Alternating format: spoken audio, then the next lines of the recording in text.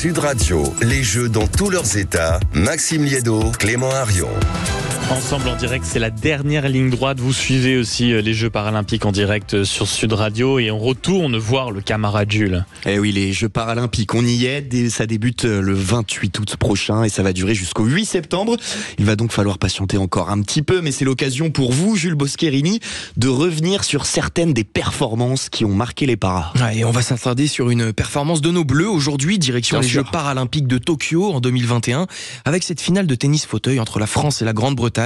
On va écouter d'ailleurs la balle de match qui permet à la paire Stéphane Houdet et Nicolas Pfeiffer de s'adjuger l'or.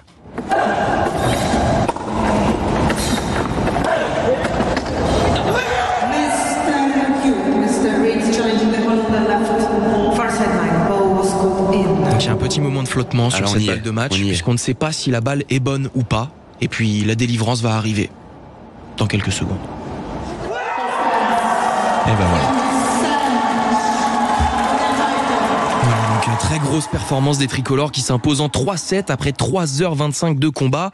Le match est pourtant un peu compliqué, mais cette paire a de la ressource. N'oublions pas qu'ils sont champions paralympiques en titre après l'or décroché à Rio en 2016. Alors vous nous avez teasé ça, Jules, on a envie d'en savoir plus. Rappelez-nous un petit peu ce qui s'est passé dans ce match. Ils parviennent donc à s'adjuger le premier set dans la douleur avant de se faire surclasser 6-0 dans le second. Le troisième set est tout aussi compliqué pour les deux compères qui ne lâchent rien et parviennent à revenir à 6 partout. Et ça veut dire tie-break. Exactement Clément, cette finale est plus qu'indécise, on joue donc un tie-break.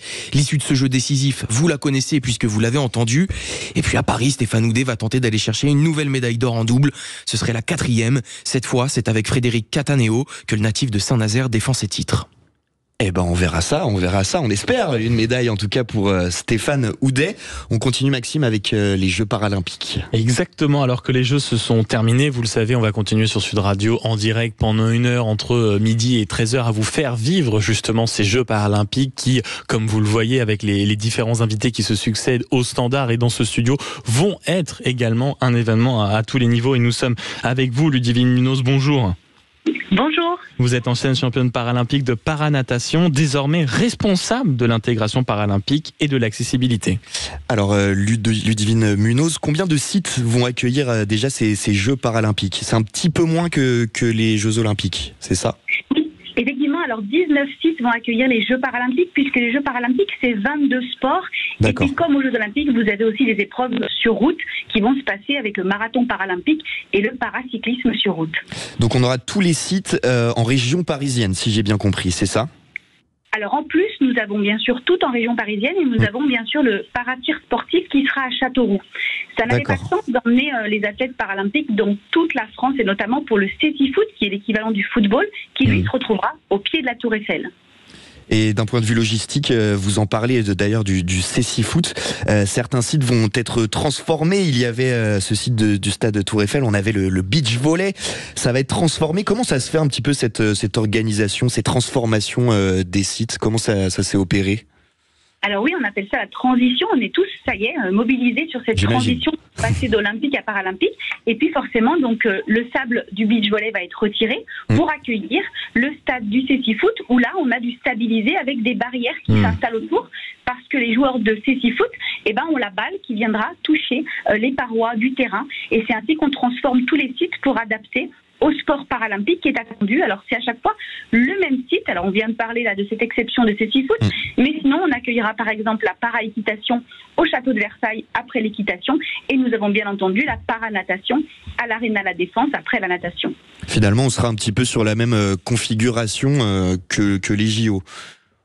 Oui, on est complètement sur la même configuration que les JO. Alors, il y a aussi des grosses adaptations en termes de signalétique, puisque vous avez les anneaux olympiques qui vont laisser leur place à l'emblème des Jeux paralympiques que sont les agitos.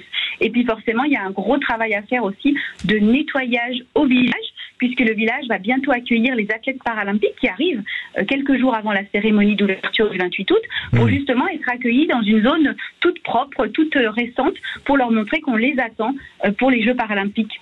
Les paras auront donc le droit aussi à ce village olympique, ce fameux village olympique. Exactement, c'est le village des athlètes qui va les accueillir. Alors il est un tout petit peu plus réduit puisqu'on accueille 4400 athlètes pour les 22 disciplines côté paralympique. Donc la partie île Saint-Denis va être fermée, ne sera pas ouverte aux opérations. Et donc c'est pour ça que le village va être très concentré, ça va être très pratique pour les athlètes paralympiques. Et puis il ne faut pas oublier qu'on transforme bien sûr la place de la Concorde en vue d'attendre cette fameuse cérémonie d'ouverture le 28 août qui va juste être incroyable. Comment elle va se passer cette cérémonie d'ouverture pour les Paralympiques? On peut avoir des petites infos en exclusivité sur Sud Radio. Voilà, on est d'accord que je ne vais pas pouvoir vous donner tous les petits secrets parce que justement on a vraiment un souhait que les Français... Si vous voulez pas donner les petits, donnez que les plus gros. Moi je suis preneur, il n'y a pas de problème. Alors en fait, ce qui est assez extraordinaire, c'est que ça commence par un défilé au bas des Champs-Élysées. Les athlètes paralympiques avec les agitos dans le dos qui sont déjà affichés depuis le début des Jeux Olympiques en haut de l'Arc de Triomphe vont pouvoir défiler en bas des Champs-Élysées et là le public va pouvoir venir directement les accueillir puisque là c'est ouvert gratuitement au public et puis après forcément le spectacle incroyable toujours sur la direction artistique de Thomas Joly va nous permettre de sublimer les athlètes paralympiques venus de 171 pays différents pour pouvoir les accueillir pour la première fois de l'histoire une cérémonie d'ouverture paralympique en ville. Elle va durer combien de temps cette cérémonie? Elle sera aussi longue que les JO ou pas? Oui, on est sur un timing de 3 heures. Alors forcément, il y a un moment de défilé des athlètes parce que c'est là, dans l'esprit de chaque athlète, c'est le lancement des Jeux. Ça, c'est incomparable quand on est athlète. C'est vraiment le moment qu'on n'oublie jamais dans l'histoire de sa vie. Moi, je me rappelle de chacune de mes 3 cérémonies d'ouverture où vous rentrez dans le stade acclamé par le public et ça y est, on se dit tous dans notre tête, on y est. C'est notre moment. Demain, on commence nos épreuves. Et il ne faut pas oublier que toutes les épreuves qui sont disponibles aujourd'hui, c'est des 15 €. Ça, c'est vraiment important avec des passes découvertes qui vous permettent des 24 € d'aller voir plusieurs disciplines à Paris Centre ou à l'Arena Paris Sud, porte de Versailles. Et il ne faut pas oublier aussi qu'on a une offre famille des 24 €, 2 billets achetés pour les adultes, c'est 10 € pour les enfants de moins de 12 ans. Et vous avez déjà eu des artistes, comme on a pu en voir lors de la cérémonie d'ouverture ou de clôture, qui ont souhaité, qui se sont manifestés auprès de vous justement pour être présents aussi lors de cet événement? Et oui, forcément. On a historiquement, quand vous regardez les artistes qui étaient présents dans les autres cérémonies d'ouverture paralympiques, c'était forcément les artistes les plus attendus du pays. Donc là, pareil, je resterai sur le teasing et je laisserai à Thomas Joly la chance de nous faire découvrir ces nouveaux artistes qui sont très excellent teasing, Ludovine Munoz. Excellent teasing. Il y a le parc des champions à côté du Trocadéro où étaient célébrés parfois les médaillés au JO qui va être démonté. Est-ce que vous le regrettez un petit peu ou non? Non, au contraire, nous on donne rendez-vous aux Français, aux pays du monde entier à venir justement célébrer les athlètes dans les stades. Venons déjà remplir les stades pour soutenir les médailles. Il ne faut pas oublier aussi le Club France. Le Club France, pendant la partie paralympique... Il va rester ce Club France où il y a eu des magnifiques célébrations d'ailleurs. Tout va rester. Exactement, et c'est là qu'on accueillera tous les athlètes médaillés. Le Club France, qui sera également le plus grand aussi lieu des plateaux télévision. Donc c'est vraiment le lieu de rendez-vous. Au moins, on n'a pas besoin de se perdre pendant les Jeux paralympiques. Soit on va au stade soutenir les athlètes, soit on vient directement au Club France. Et puis on n'oublie pas, pour toute la France et tous les départements aussi, les fameux Club 24, 70 clubs sont repris pour célébrer les fan zones qui célèbrent les athlètes paralympiques en région et dans les départements qui vont aussi nous soutenir derrière ces Jeux paralympiques. Et on l'espère, cette moisson de médailles françaises, comme le dit Marie-Amélie Le Fur, la présidente du comité paralympique.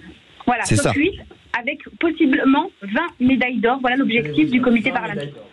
C'est ce que j'allais vous dire, oui, 20 médailles d'or. Oui, 20 médailles d'or attendues.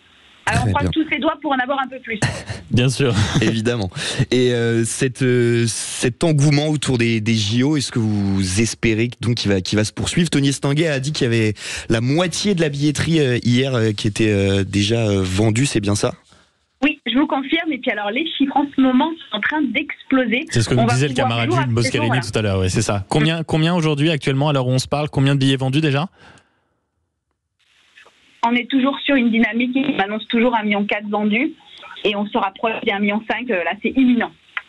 Formidable. Merci beaucoup Ludovine Munoz d'avoir été avec nous, ancienne championne paralympique de paranatation, désormais responsable de l'intégration paralympique et de l'accessibilité. On a bien compris en tout cas, véritable engouement et véritable attente autour de ces Jeux paralympiques que vous pourrez évidemment suivre en direct et tout au long de cette durée sur Sud Radio et toujours avec le camarade Clément Arion en tout cas jusqu'à la fin de la semaine dans ces Jeux Olympiques dans tous leurs états. On se retrouve demain mon cher Clément, évidemment, à midi, même heure, même endroit. Sud Radio. Parlons vrai. Parlons vrai. Sud Radio. Parlons vrai. Sud Radio. Parlons vrai.